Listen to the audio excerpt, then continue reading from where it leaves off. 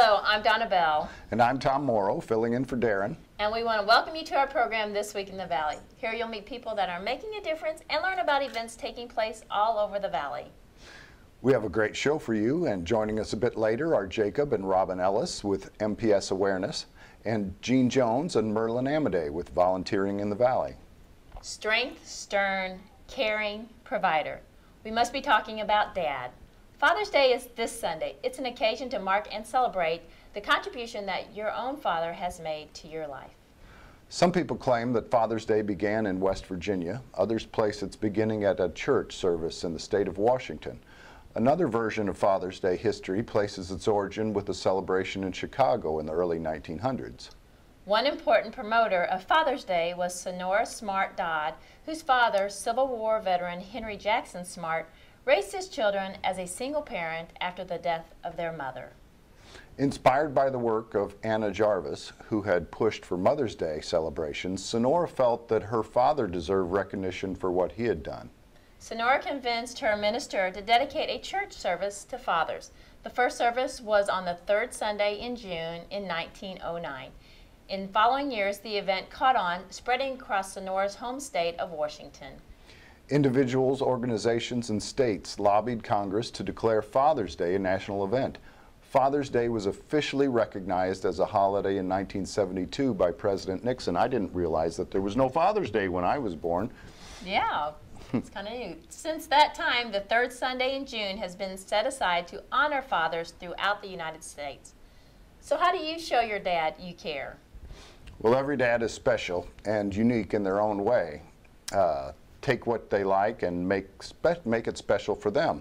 Take him fishing, grill a special meal for him, spend time with him, go to a horseshoe tournament. Absolutely. That's an option, isn't it? Yeah. However you spend this holiday, whether locally, long distance, or in memory of a lost loved one, do it with a sincere appreciation that lasts throughout the year. We at Sheridan Valley truly appreciate our customers, and although our Appreciation Day celebrations have come to an end, our sincere appreciation to each and every customer is ongoing. Thanks again to all those who joined us, and we look forward to continue serving you. Well, our first guests, Jacob and Robin Ellis, want to shed some light on a unique challenge they and many others face. I had the opportunity to meet with them, and here's what they had to say. I'm here in the park in Macon today with Jacob and Robin Ellis. And they wanted to come on and tell us a little bit about an event we missed that we had, that you guys orchestrated, that was about MPS awareness. That's right. And that's a dear subject in your hearts because you have two wonderful children that have this disease. We do. It's a rare disease. It's pronounced mucopolysarcoidosis 1. That's a mouthful. It is a mouthful. It's really hard to say, but it can be even more difficult to live with, as you can imagine. It's a rare genetic disease that's passed on hereditarily. Both kids received a recessive gene from myself and Robin, and it affects the lysosomal storage disease. It's a lysosomal storage disease that affects the body. And that's kind of like enzymes in the cells, is that what I understand? It is. There's complex sugar molecules that are produced to help build new cells. Everybody's body produces these new cells. The thing about it is that Damien and Jacob's body doesn't produce the enzyme that's used to break down these specific cells. So there's a buildup of these cells in their body. Or buildup of like a cell is almost like a whole body. Sure. Right. And it's actually not getting rid of the waste of the cell. The cell takes in nutrients and expels what it doesn't use, what's left over, and their body doesn't produce the enzyme that helps them break down what hasn't been used. So there's a buildup there of what has been used and what hasn't been used, and it accumulates everywhere in their body and causes lots of different problems. And the boys, we did this in the park today because the boys were going to be here, but there's always something, and we had to have a treatment today. We did, and it's an enzyme replacement therapy that they receive through an IV. They have a portacatheter placed in their chest. That usually takes about 6 hours. Yeah. There's a waiting period to make sure there's no reaction to the infusion afterwards. That's hard for active young boys to sit still that long. It is. It's a challenge to keep them sitting for it sometimes. It is. It really is. We used to make trips to Columbia University in Columbia, and now we have a home health service that actually comes to our house and performs the ERT, that they call it, at our home. It's a lot help. It's really helpful. It's a lot easier on the pocket as well. Yeah. The gas back and forth was really something. And the kids, you know, they feel more settled in, definitely, since we don't make weekly trips to the hospital. So you had an event, and it was like a barbecue type thing, and an awareness event, and you had, what went on at that? Okay. Well, we had a balloon release. We used the color of the MPS ribbon, a midnight purple. We had shirts created, and the Cons RC came and put on their first MPS awareness ride. That was really great. And then at sundown, we had a lantern release, and the lanterns were purple also to represent MPS. And it was a really great time. We had quite the crowd there. Battled the rain, but it was a good turnout. So. Yeah, we did have to battle the weather a little bit, but it was a really awesome event, and I think that a lot of people now are aware of MPS when they weren't before. Yeah, and you actually had that on the National Right, MPS National. Awareness Day, which was May 15th. We did. So it was really nice to be able to collaborate the two. Of course, we would have probably postponed it due to weather reasons, but it was National MPS Awareness Day, and we were set. That's the day we were going to have our event. By golly. We did, and just the preparation for the event alone, it put a lot of awareness out there, even for the ones that didn't make it to the event. So, Robin, what if people want to maybe contribute towards working on this disease? There are some treatments and such. What is the national organization to get in touch with? It's the MPS Society here there's one for different regions all over the place. Here in the U.S. it's just the National MPS Society, but they have one for like Canada and Australia as well, and we watch all of those just to keep as much knowledge as we can about all the kids everywhere. Yeah, they offer some really great services. You know, they keep us informed of what's new, what's happening. They also meet with Congress. They do all types of different stuff for advocacy for parents and children that have MPS and the few adults that grow to adulthood that have to live with MPS. You know, they went to Congress and proposed to Congress that MPS be on a newborn screening back in February. So we're really excited to find out if that's gonna, you know, that could really save a lot of people some heartbreak. Just to know from the beginning, the quicker is always better. Yeah, It is. The younger you are with the disease, they like to try to give you a bone marrow transplant. We found out about the disease when the boys were a little bit older and past they don't like to do it on MPS children really after the age 2. So with the boys, we've had to do the ERT, and they'll continue that forever.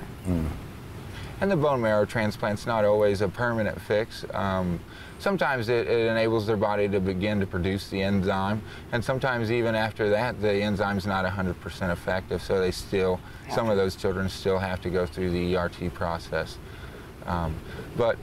Like Robin was saying, at around the age of 2.5, the fatality rate to success rate of the bone marrow transplant kind of flip-flops. It goes to about an 80% rate of success under the age of 2.5, and over the age of 2.5 it goes to about a 20% rate of success.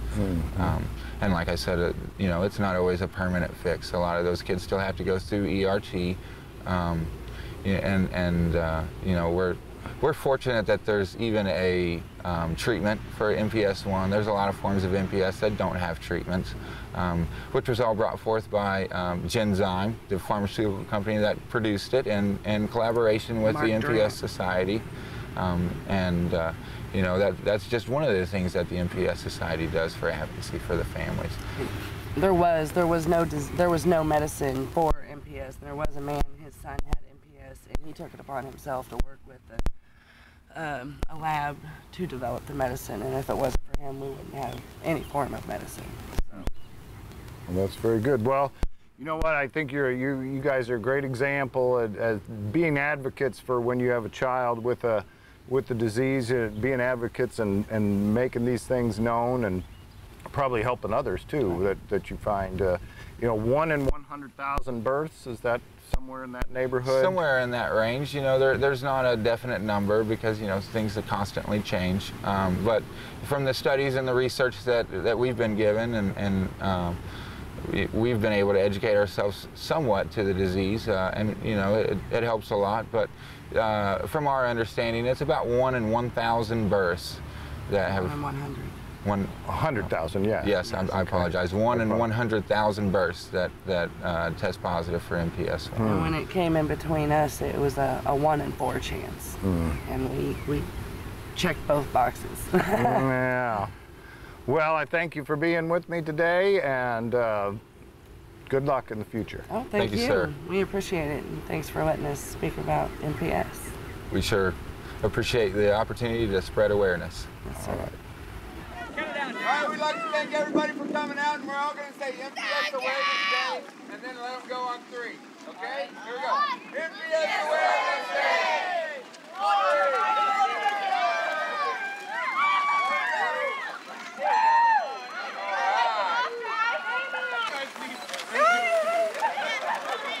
Thank you for supporting MPS Day. Thanks, Jacob and Robin, and your 2 beautiful sons. Thank you for sharing your story and helping us understand about MPS and the challenges people suffering with this disease face. Museums are important because they tell us stories that we can't get as well from books or recordings or even photographs. But museums have become so much more than buildings with glass cases. They are centers for informal learning, educating us about the lives and cultures of the past. Our final guests are no strangers to CVTV. Merlin Amadei with the Macon Historical Society and Jean Jones with AARP join us with another Volunteering in the Valley opportunity. Greetings. Volunteering in the Valley is back. This is a combined effort between CVTV and Long Branch Area Chapter of AARP. And our purpose is to bring to you opportunities to volunteer in your area. They may be short-term assignments that last a few hours. They may be longer. Some may be as long-term as you care to make them. But we're just trying to help folks get matched up with opportunities, because volunteering is the gift that gives back more than any gift that I can think of.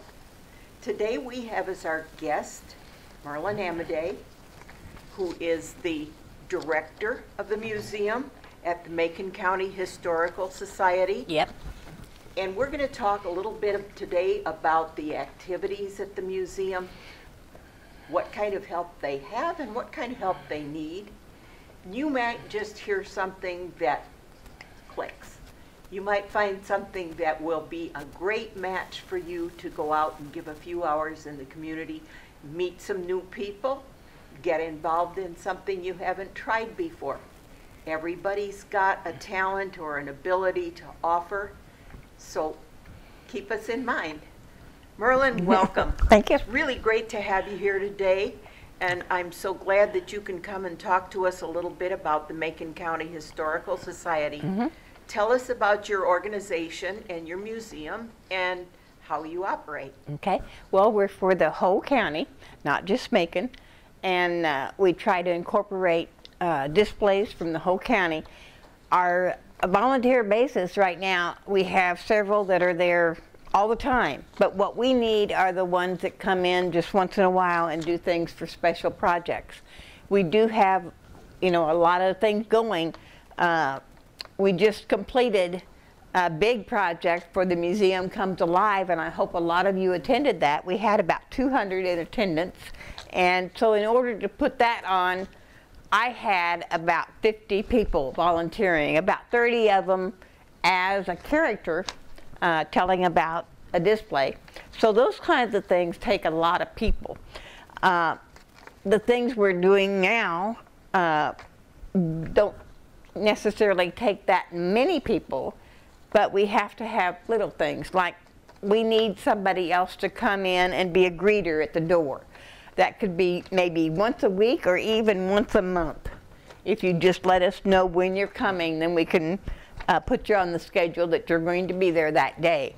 And that doesn't require anything except sitting at the desk and having them sign in and telling them hello when they come, if that's what you want. If you would rather be up looking at things around, then you can do that too. So it's just up to the individual on what they do. We have a lot of programs where we need refreshments. And so we have people bring in cookies or cakes. And I hate to depend on the same ones all the time. So that could be an area. If you like to bake and you could make us a dozen cookies, that would be fine. And again, we could put those on a rotating basis so the same ones aren't doing it the whole time. CVTV has been so great to put some of our programs on the air. And my husband does a lot of the programming. He could use some help once in a while because it's kind of inconvenient for him to do it sometimes. So if somebody is interested in videoing or have done that in the past, get with CVTV and see what they have to do to know how to run their equipment. That would be an excellent thing that we could use. We could always use people to help clean. We've been told that when people come in, it's a wow factor because we have a clean museum. And we do our cleaning at least every Thursday morning. And then other times, you know, we do more. We do the basics on Thursday morning for dusting and that kind of stuff. But then we wash windows and you know, other things during the week on other days. So if anybody wants to volunteer for something like that, that's great. We could use help now mowing the yard. And we just have a little section in front, so it doesn't take that much, but it takes a commitment that somebody will do it. Yes. Same thing with the flowers. Right now they look real good, but at times they need some other things done. Gail Schaus and Ralph Klusman do a great job, but I'm sure they could have some help too. We have a program going on right now that we're trying to raise money to get an elevator. Good. And we had a grant a couple of years ago and got a ramp to get people into the main floor. Then last year we had a campaign for a little while and we got a chairlift to take people down to the basement. And those worked great, but there's no way to get upstairs. And we couldn't get a chairlift because of the curves. So we're starting on an elevator fund and we're doing it by military rank because it started out as a military establishment from Colonel Blease. So anyone can start a cadet and you'll get your name on the board, and that only costs $25. So it's not a huge amount, but the amounts go up, and as you earn different levels in the military, you go up and pay more. It can be for individuals, for groups, for organizations.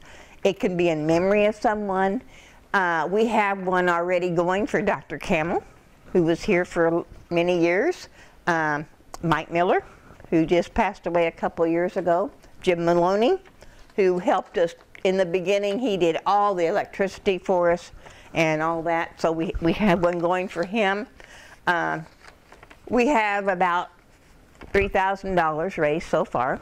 And when you're talking about $25 at a time, you know, we're coming along. We know it's not going to be fast, but we're also hoping to get a grant to go with it, because a lot of times the grants, you have to have a matching fund. And so that's what our goal is to have enough matching fund to get the grant. So if anybody, we do have some people working on grants, finding out where they're available and what they are. But if you have worked with grants then we would love to talk to you.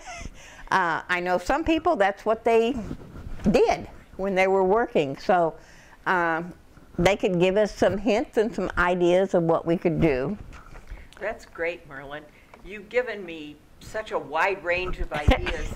And you know, when I take a step back from the whole thing and think about it, you know, when you walk into a museum and you look at those displays and you think about the history and the people that were part of that history and what it represents, we don't realize how many people and how much just plain old everyday hard work it takes Yes.